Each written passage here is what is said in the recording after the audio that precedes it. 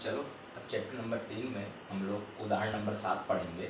ये बहुत महत्वपूर्ण उदाहरण है, 4 नंबर का मोस्ट आईएमपी सवाल है। ठीक है, इस चैप्टर से एक क्वेश्चन 4 नंबर का बोर्ड के एग्जाम में पूछा जाता है और 4 नंबर का एक सवाल ही पूछा जाएगा। तो ये बड़ा महत्वपूर्ण सवाल है उदाहरण नंबर 7। उदाहरण नंबर 7 में ये आकृति बनी रहेगी एग्जाम में, पेपर में प्रश्न में आकृति दिया गया है और प्रश्न ऐसा है, आकृति में प्रत्येक शाखा में प्रवाहित विद्युत धारा ज्ञात करो। प्रत्येक शाखा में मतलब जितनी शाखाएं यहाँ पर हैं सभी शाखाओं में प्रवाहित होने वाली विद्युत धारा का मान ज्ञात करना है। अच्छा, इस आकृति में देख रहे हैं ये तार AB है, तार AB में 4 ओमेगा का प्रतिरोध लगा है और इस तार में I2 विद्युत धारा का प्रवाह हो रहा है। देखो I2 एरो का निशान इस दिशा में है। ठीक है, और ये तार आपका AC है, इस तार AC में एक 10 वोल्ट की बैटरी लगी है, 1 ओमेगा का प्रतिरोध है और I1 विद्युत धारा का प्रवाह हो रहा है। सवाल में कहा किस तार में कौन सी विद्युत धारा है वो लिखा हुआ है। फिर ये तार AD है, तार AD में 4 ओमेगा का प्रतिरोध है और इस दिशा में I1 माइनस I2 विद्युत धारा का प्रवाह हो रहा है। फिर ये तार BC है, तार BC में 2 ओमेगा का प्रतिरोध है और इस दिशा में I2 प्लस I3 विद्युत धारा का प्रवाह हो रहा है। और ये तार CD है, तार CD में भी 2 ओमेगा का प्रतिरोध है और नीचे की दिशा में I2 plus I3 minus I1 विद्युत धारा का प्रवाह हो रहा है। ठीक है, और यहाँ पर एक 5 वोल्ट की बैटरी है, यहाँ कोई प्रतिरोध नहीं, यहाँ कोई प्रतिरोध नहीं है, यहाँ I3 विद्युत धारा, यहाँ I3 विद्युत धारा प्रवाहित हो रही है। ठीक है, अब यहाँ पर हमको हर एक शाखा में प्रवाहित होने वाली विद्युत धारा का मान ज्ञात करना है।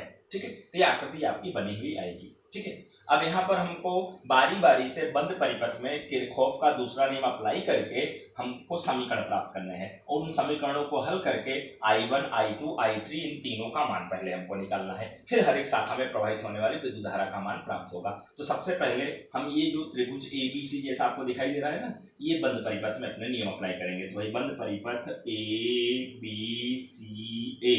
ABCA में किरचॉफ का दूसरा नियम लगाने पर ABCA। ठीक है, अब यहाँ गौर करना, बंद परिपथ ABCA में तो सबसे पहले AB है, मतलब A से B की ओर जाएंगे तो देखो धारा की दिशा में जा रहे हैं। यहाँ प्रतिरोध 4 ओमेगा है, धारा I2 है तो वही -4I2। फिर उसके बाद B से C की ओर आएंगे, फिर धारा की दिशा में आ रहे हैं, धारा I2 प्लस I3 है और प्रतिरोध 2 ओमेगा है तो -2 इंटू I2 प्लस I3। फिर उसके बाद C से A की ओर जाएंगे, यहाँ प्रतिरोध 1 ओमेगा है और इस तार में धारा I1 है तो वही -1I1 बराबर। अब इसी क्रम में आप आगे बढ़ो, A से B में बैटरी नहीं है, B से C में बैटरी नहीं है, C से A की ओर जाने पर बैटरी है, बैटरी का माइनस सिरा सामने आ रहा है तो बराबर -10। ठीक है, अब यहाँ भी माइनस है, यहाँ भी माइनस है, यहाँ भी माइनस है, यहाँ भी माइनस है तो माइनस कॉमन होके कट जाएगा तो यहाँ क्या बचेगा 4I2, यहाँ 2I2 और 2I3 और यहाँ I1 बराबर आपका 10। अब यहाँ पर देखना 4 और 2 6I2 plus 2I3 plus I1 बराबर 10। अब यहाँ से अगर हम I1 का मान निकालें, I1 बराबर आपका हो जाएगा 10 माइनस 6I2 माइनस 2I3। ये समीकरण नंबर आपका 1 हो गया। ठीक है, अब यहाँ पर गौर करना ध्यान से। अब नीचे वाला जो त्रिभुज है ACDA, तो इस बंद परिपथ में किरचॉफ का दूसरा नियम अप्लाई करेंगे। तो बंद परिपथ ACDA, तो देखना बंद परिपथ ACDA में किरचॉफ का दूसरा नियम अप्लाई करने पर अब देखना ACDA है तो पहले A से C की ओर जाएंगे, तो A से C की ओर जाएंगे, धारा इस दिशा में आ रही है, हम A से C की ओर विपरीत दिशा में जा रहे हैं तो धारा की विपरीत दिशा में जा रहे हैं। यहाँ प्रतिरोध 1 ओमेगा है, धारा I1 है तो वही आपका प्लस का 1I1।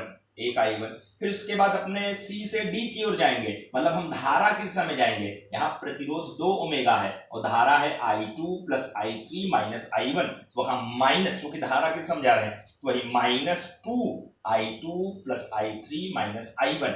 अब उसके बाद D से A की ओर जाएंगे, फिर धारा की विपरीत दिशा में जाएंगे, प्रतिरोध 4 ओमेगा है और इस तार में धारा I1 माइनस I2 है तो वही प्लस का 4 इंटू I1 माइनस I2 बराबर। अब इसी क्रम में आगे बढ़ेंगे, A से C की ओर जाने पर बैटरी 10 वोल्ट की है, उसका प्लस सिरा सामने आ रहा है तो बराबर प्लस का कितना आ गया 10 आ गया और कहीं कोई बैटरी नहीं है। अब इसी को आगे बढ़ेंगे, ये I1 हो गया, ये -2I2 हो गया, -2I3 हो गया, माइनस माइनस प्लस 2I1 हो गया, यहाँ 4I1 हो गया, यहाँ -4I2 हो गया बराबर 10।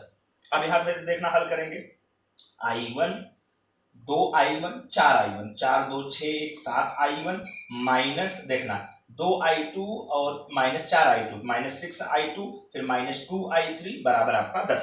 ठीक है, अब यहाँ गौर करना ध्यान से, अब 7i1 का 7i1 लिख दिया। अब यहां पर गौर करना ध्यान से, सम्मी 1 से।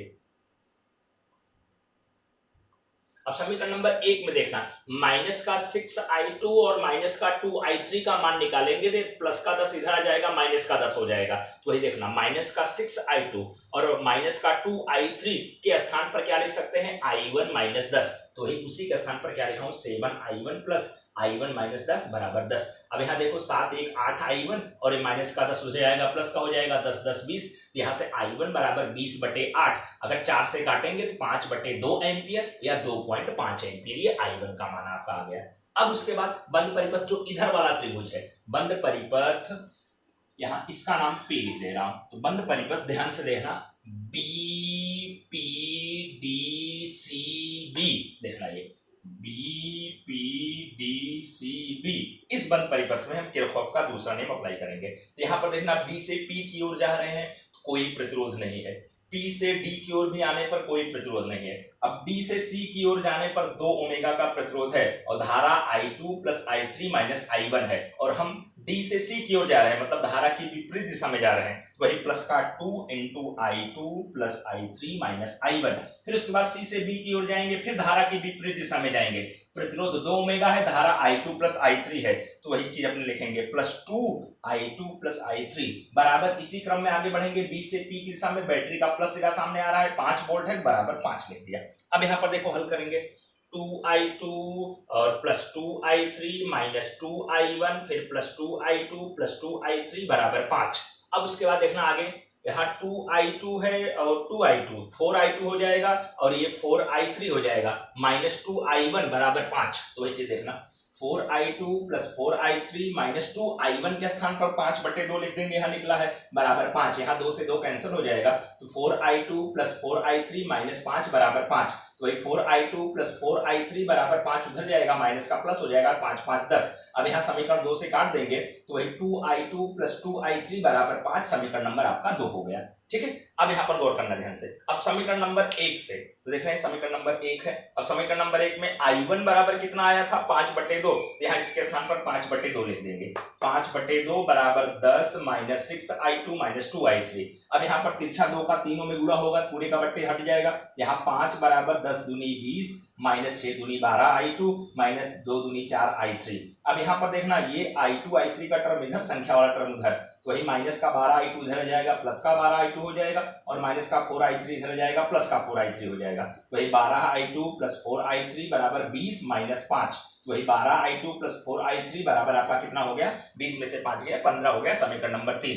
अब समीकरण नंबर 2 और 3 को लोप की रीति से हल करेंगे। तो एक काम करेंगे, अगर यहाँ पर देखना 4i3 है, यहाँ 2i3 है, अगर समीकरण नंबर 2 में 2 का गुणा करके समीकरण नंबर 3 घटा दे, i3 से i3 कट जाएगा, i2 आ जाएगा। तो वही समीकरण नंबर 2 में 2 का गुणा करके समीकरण नंबर 3 घटाने पर, अब समीकरण नंबर 2 में 2 का गुणा करेंगे, 2 दूनी 4i2 प्लस 2 दूनी 4i3 बराबर 5 दूनी 10। अब यहाँ पर समीकरण नंबर 3 नीचे लिख देंगे, 12i2 प्लस 4i3 बराबर 15। अब यहाँ चिन्ह बदलेगा, माइनस माइनस माइनस। अब यहाँ पर देखना, 4i3 से 4i3 कैंसिल हो जाएगा, माइनस का 12i2 प्लस का 4i2 माइनस का 8i2 बराबर माइनस का 15 प्लस का 10 तो माइनस का 5, दोनों तरफ माइनस से माइनस कैंसिल, i2 बराबर 5/8 एम्पियर। अब उसके बाद समीकरण नंबर 2 से हम i3 का मान निकालेंगे। समीकरण नंबर 2 से 2 इंटू i2, तो i2 के स्थान पर 5/8 प्लस 2i3 बराबर 5। यहाँ काटेंगे तो कितना आ जाएगा, ये 2 दूनी 2 चौक 8, तो यहाँ पर आपका 5/4 प्लस 2i3 बराबर 5।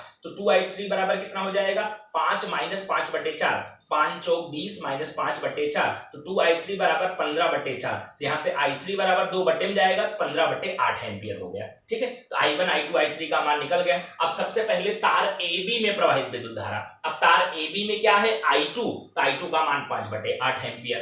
तार AC में जो बीच में है, तार AC में प्रवाहित विद्युत धारा i1 है और i1 का मान 2.5 एम्पियर आया है। अब तार AD में प्रवाहित विद्युत धारा, अब तार AD में i1 माइनस i2 है, तो i1 माइनस i2 मतलब 5/2 माइनस 5/8, इन दोनों का लासा 8 हो जाएगा। यहाँ 2 का पहाड़ा 4 बार पढ़ने पर, तो 4 का गुणा ऊपर करेंगे, 4 पंचे 20 माइनस 5/8, तो यहाँ 15/8 एम्पियर हो गया। अब तार BC में प्रवाहित विद्युत धारा जो BC है दिखाई दे रहा है, वहां I2 प्लस I3 है, तो I2 प्लस I3, I2 का मान 5/8, इसका मान 15/8, इन दोनों को जोड़ेंगे तो 20/8 होगा, 4 से काटेंगे तो 5/2 एम्पियर आएगा। अब तार CD में प्रवाहित विद्युत धारा I2 plus I3 minus I1, अब यहाँ I2 प्लस I3 का मान देखो 5/2 निकाला हो, माइनस I1 का भी मान 5/2 है, इन दोनों को घटाएंगे तो 0 एम्पियर आपका आ जाएगा। ठीक है, इस तरह से हर एक तार में प्रवाहित होने वाली विद्युत धारा का मान निकल गया है और ये बड़ा महत्वपूर्ण सवाल है। इस सवाल की कम से कम 4 से 5 बार आप लोग प्रैक्टिस खूब अच्छे से कर लेना। ओके।